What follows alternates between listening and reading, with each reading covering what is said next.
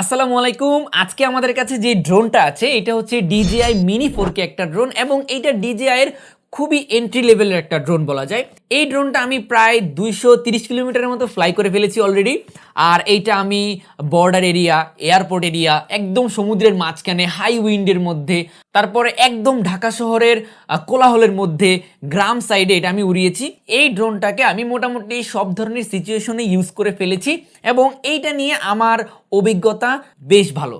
So আজকের এই ভিডিওতে আপনাদের সাথে আমি এই DJI Mini 4K ড্রোনটার সম্পূর্ণ রিভিউ শেয়ার করব, যাতে করে এই ড্রোনটা কারা কিনবেন বা এই ড্রোনটা কি আদৌ ভালো বা এই ড্রোনটা কেমন সার্ভিস দিচ্ছে, A to Z সব বিষয় নিয়ে আজকের এই ভিডিওতে জানতে পারবেন। সো আজকের ভিডিওতে এই ড্রোনটার ভালো দিকের পাশাপাশি এর খারাপ দিকগুলোও কিন্তু আপনাদের সাথে আমি শেয়ার করব। সম্পূর্ণ ভিডিও জুড়ে আছি আমি সজীব ইসলাম ফ্রম ম্যাক্সিং প্রোডাকশন। আচ্ছা, যেহেতু ড্রোন আনবক্সিং এর একটা ব্যাপার স্যাপার তো থাকেই, তার আগে বলি যে আসলে আপনারা ড্রোন কোথা থেকে কিনবেন। আমি আপনাকে বলবো আপনি ক্যামেরা ওয়ার্ল্ড যমুনা ফিচার পার্কটাকে অ্যাভয়েড করে অন্য কোনো শপ থেকে কিনতে পারেন, কারণ Camera world Jamuna Future Park বর্তমান সময় খুবই হাইপে থাকা একটা শপ, বাট তাদের সার্ভিস খুবই বাজে, যেটা আপনারা আমাদের আগের একটা ভিডিও আপলোড করেছি, ওটা দেখলে বুঝতে পারবেন। এনিওয়ে, অনেক কথাই হলো, এখন আমরা আমাদের ড্রোনটাকে একটু আনবক্সিং করি। বক্সটা দেখতে খুবই সুন্দর আর DJI এর প্রোডাক্টের বক্সগুলো ভাই খুবই সুন্দর হয়। সো আমরা বক্সটা ওপেন করলে একটা ব্যাগ পাবো। ব্যাগটা ওপেন করলে ড্রোন, তারপরে হচ্ছে রিমোট এবং একটা ব্যাটারি কেস পেয়ে যাবেন আপনারা। এর পাশাপাশি অনেকগুলা অ্যাক্সেসরিজ আপনারা পাবেন, যেটা আপনারা ডিসপ্লেতে দেখতেই পাচ্ছেন।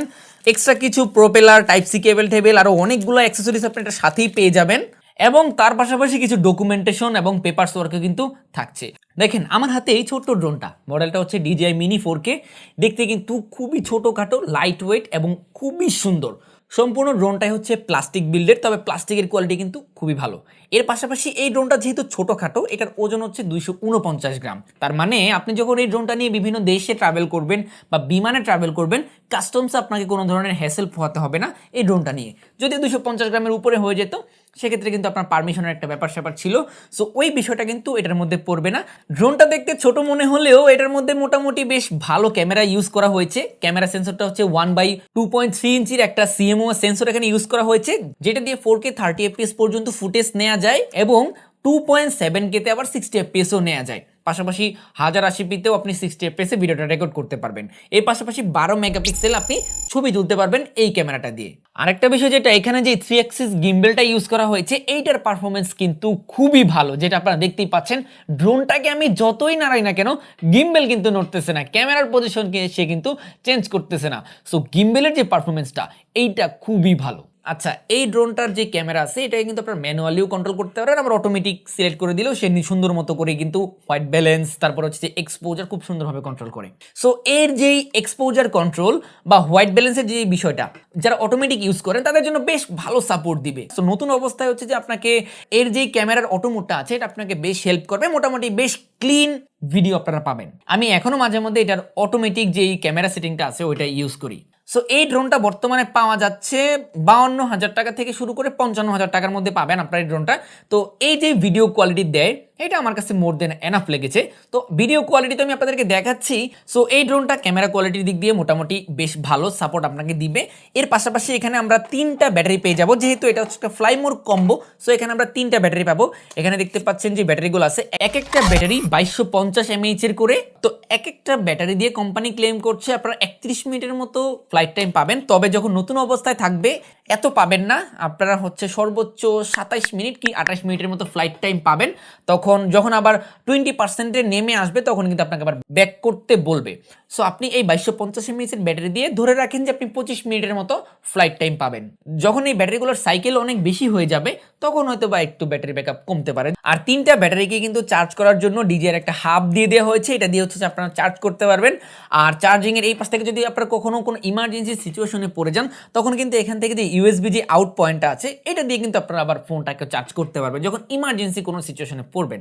এর পাশাপাশি একটা টাইপ সি পোর্ট আছে, এটাকে চার্জ করার জন্য। একসাথে 3টা ব্যাটারি চার্জ হবে না। তবে কিভাবে চার্জ হয়, আমি চার্জিং বিষয়টা আপনাদেরকে বলি। সেটা হচ্ছে যেইটার মধ্যে সবচাইতে বেশি চার্জ আছে, ওই ব্যাটারিটা সবার আগে চার্জ হবে, ঠিক আছে? যেগুলোতে একটু কম আছে সেগুলো আস্তে আস্তে একটু পরে চার্জ হবে। আর হ্যাঁ, এই 3টা ব্যাটারি চার্জ করতে কোম্পানি যাই বলুক না বলুক ভাই, এই 3টা ব্যাটারি চার্জ করতে আমার সময় লাগে হচ্ছে প্রায় 3 ঘন্টার মতো। আচ্ছা, ব্যাটারির বিষয়টা গেল, এখন আসে হচ্ছে যে আমাদের কন্ট্রোলার। এখানে হচ্ছে যে আমরা পাবো DJI RC-N1C যে কন্ট্রোলারটা আছে, একদম বেসিক যে কন্ট্রোলারটা, সেটা আমরা পাবো।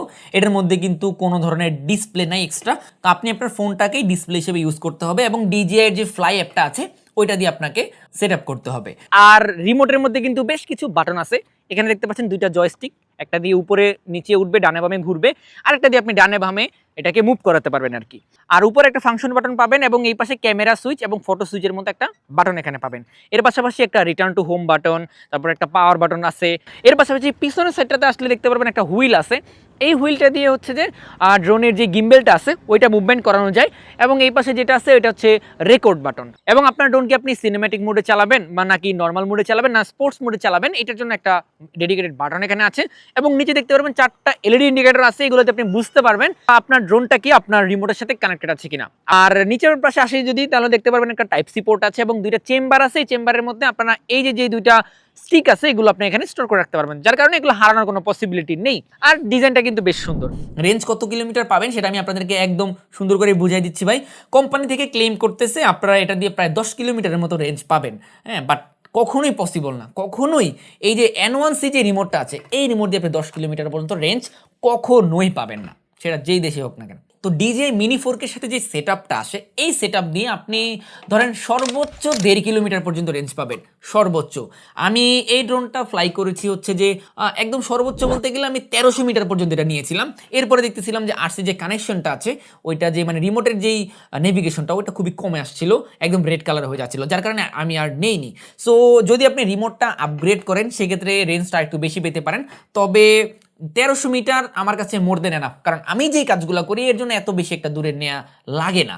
সো রেঞ্জ নিয়ে ভাই কেউ কোনো প্যারা খায়েন না, এটা দিয়ে কিন্তু 10 কিলোমিটার রেঞ্জ পাবেন না, 2 কিলোমিটারও পাবেন না, 1.5 কিলোমিটারের মধ্যে আপনার মোটামুটি একটা পাবেন।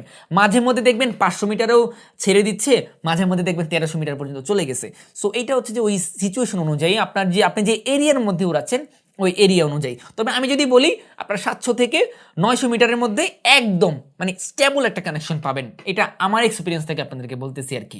DJI এর OcoSync 2.0 যেটা, ওইটা ইউজ করা হয়েছে, যার কারণে মোটামুটি একটু ভালো স্টেবল কানেকশন আপনারা পাবেন। মানে আপডেটেড যে ড্রোনগুলো আসতেছে ওইগুলো যেই টেকনোলজিটা ব্যবহার করে, এইটাতেও সেম টেকনোলজি দেওয়া হয়েছে, বাট রেঞ্জটা একটু কম। এই ড্রোনটার আরেকটা বিষয় আপনাদেরকে আমি বলি, সেটা হচ্ছে যে এটা কি আপনারা বেশি বাতাসের মধ্যে উড়াতে পারবেন কিনা। হ্যাঁ পারবেন, তবে আপনাকে একটু নোটিফিকেশন দিবে আর কি। আপনি নোটিফিকেশনটাকে ইগনোর করলেন, কোনো প্রবলেম হবে না।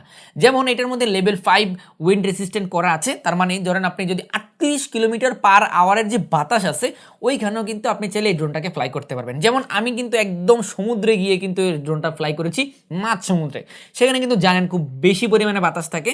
সো ওইখানেও আমি ড্রোনটা ফ্লাই করেছি, বাট একটু প্যারা খেয়েছি, কিন্তু ফ্লাই হয়েছে, পড়ে যায় নাই।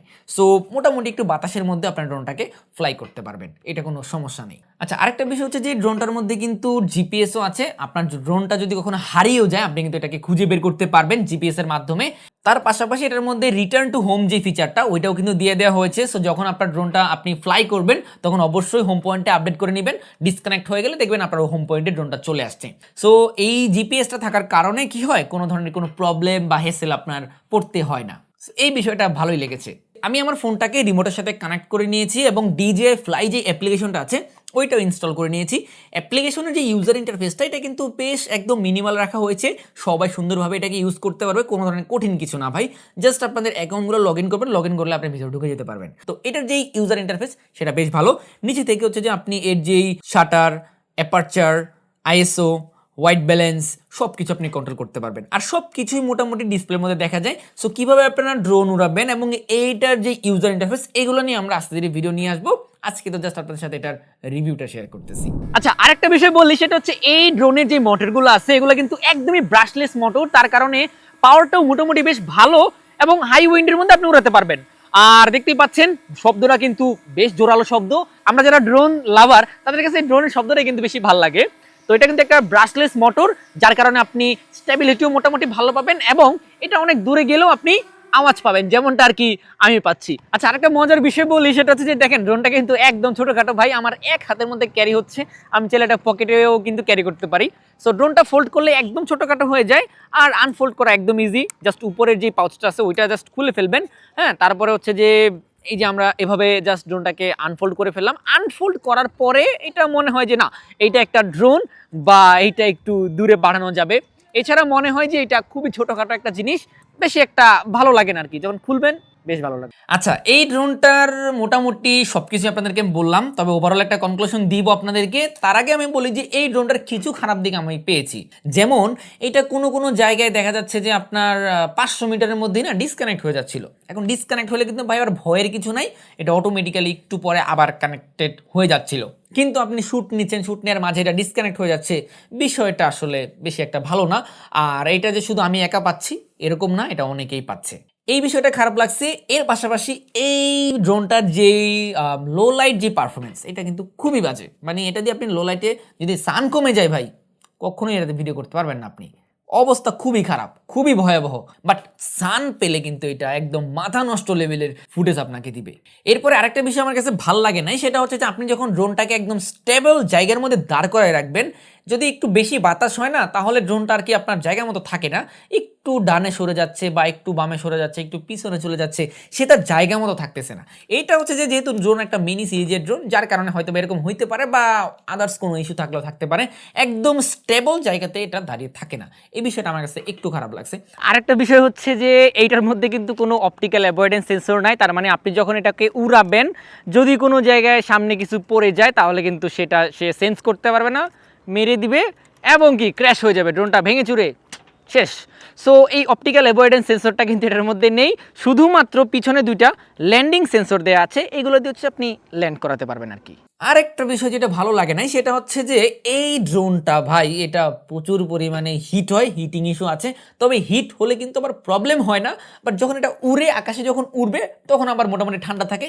কিন্তু যখন এটা হাতে রাখে, দেখুন এই ড্রোনটা আমি প্রায় 10 মিনিট ধরে চালায় রাখছি ভিডিও শ্যুট করার জন্য। সো এটা আমার হাতে থাকার কারণে এটা অনেক পরিমাণে গরম হয়ে গেছে, কিন্তু এটা যদি আমি উড়াই তাহলে আবার ঠান্ডা হয়ে যাবে। ওকে, যাই হোক, আমরা ভিডিওটার একদম প্রায় শেষ প্রান্তে চলে আসছি, সেই মাহেন্দ্রক্ষণ যেখানে বলবো যে আসলে আপনারা এই ড্রোনটা কিনবেন কি কিনবেন না, বা এই ড্রোনটা কি ভালো কি খারাপ। আমি এক কথায় বলবো এই ড্রোনটা বাজেটের মধ্যে একদম পারফেক্ট ড্রোন। কেন বলতেছি দেখেন, আপনি 55,000 টাকাতে কিনতেছেন, কেনার পরে আপনি এরকম 3টা ব্যাটারি পাচ্ছেন, মোটামুটি 1 ঘন্টা প্লাস প্লাস আপনার ফ্লাইট টাইম পাবেন। তার পাশাপাশি এইটার যে ফুটেজ, যখন অনেক সান থাকবে, প্রচুর পরিমাণে রোদ থাকবে, ওই টাইমে যদি আপনি উড়ান, মানে আপনাকে বলতেও পারবেন না যে এটা আপনি DJI Mini 4K দিয়ে আপনি ভিডিও করেছেন, মনে হবে যে Mini 4 বা Mini 3 ভালো কোনো ড্রোন দিয়ে আপনি ভিডিও করতেছেন। স্টেবিলাইজেশন প্লাস হচ্ছে যে ভিডিও কোয়ালিটি জোস, মানে এক কথায় বলবো জোস, খুবই ভালো। এখন আপনি যদি ভাই আপনি 50,000 টাকা দিয়ে কিনে আপনি যদি এটার কাছ থেকে আপনি 1 লাখ টাকার পারফরমেন্স আশা করেন, সেটা কখনোই পসিবল না। তো কেন আমি এই কথাটা কেন বলতেছি, দেখেন এই ড্রোনটা আমি কিনেছি, আমি মূলত ট্রাভেল করি, আমি বিভিন্ন জায়গায় যাই, একটু ভ্লগ ট্লগ করি, যার কারণে আমার এরিয়াল ভিউ দরকার, এই জন্য আমি এটা কিনেছি। এখন আপনি এই ড্রোনটা পারচেস করার পরে যদি আপনি বলেন যে না ভাই আমি তো 10 কিলোমিটার দূর থেকে আমার ফুটেজ নিতে হবে, তাহলে তো ভাই এই ড্রোন আপনার জন্য না, তাই না? সো তখন আপনাকে DJI Mavic সিরিজে যেতে হবে। অনেক ভালো ভালো ড্রোন আছে যেখানে 2 লাখ টাকা 2.5 লাখ টাকা দাম, ওইগুলোতে আপনার সুইচ হতে হবে। এখন আমি তো আসলে বুঝি যে আসলে আমি এটার মধ্যে ইনভেস্ট করেছি 50-55 হাজার টাকা। সো এর মধ্যে আমাকে যা আউটপুট দিচ্ছে এটা আমার কাছে একদম মোর দেন এনাফ, খারাপ মনে হচ্ছে না। আমি বলবো যে যদি কেউ 50 থেকে 55 হাজার টাকা কারো বাজেট থেকে থাকে নতুন ড্রোনের ক্ষেত্রে, তাহলে এই DJI Mini 4K one of the best একটা ড্রোন হবে আপনার জন্য। এখন কে কি বলতেছে সেটা আমার দেখার বিষয় না, কারণ এই ড্রোনটা আমি প্রায় 230 কিলোমিটারের মতো ফ্লাই করে ফেলেছি। আমার এক্সপিরিয়েন্স থেকে আমি আপনাদের সাথে এই বিষয়গুলো শেয়ার করলাম। আশা করি আপনারা মোটামুটি বেশ ভালো একটা আইডিয়া পেয়ে গেছেন আজকের এই ভিডিও থেকে DJI Mini 4K।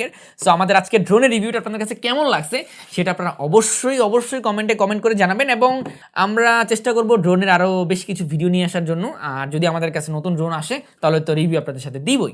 অবশ্যই ভিডিওটা কেমন লাগছে অবশ্যই কমেন্টে কমেন্ট করে জানাবেন, এবং আপনার চ্যানেল একটা সাবস্ক্রাইব করে দিন, আর যদি ভালো লাগে একটা ভিডিওতে একটা লাইক দিয়ে দিন, এতটুকু চাও আপনাদের কাছ থেকে, ঠিক আছে? আর হ্যাঁ, যেটা বলতেছিলাম, ড্রোন কিনলে আমার দিক থেকে অবশ্যই camera world Jamuna future park একটু অ্যাভয়েড করে কিনেন অন্য কোনো শপ থেকে, আশা করি একটু হলেও ভালো সার্ভিস পাবেন। সো কেন এই কথাটা বললাম সেটা দেখার জন্য আই বাটনে ক্লিক করে ওই আগের ভিডিওটা দেখে আসেন, তাহলে মোটামুটি সব কিছু বুঝতে পারবেন। যাই হোক, বাই বাই ভাই, অনেক কথা বললাম আজকে, ভিডিওটা অনেক বড় হয়ে গেছে। ভিডিওটা বড় করার কারণ আছে, ইচ্ছা করে করছি, কারণ এক্সাক্ট ইনফরমেশনগুলো তো আপনাকে আমাদের দিতে হবে, তাই না? তা না হলে তো আপনি বুঝতে পারবেন না যে আসলে এই ড্রোনটা কি আসলে ভালো নাকি খারাপ। সো যাই হোক, আজ তাহলে এই পর্যন্ত থাক ভিডিওটা। সবাই ভালো থাকেন, সুস্থ থাকেন, আসসালামু আলাইকুম।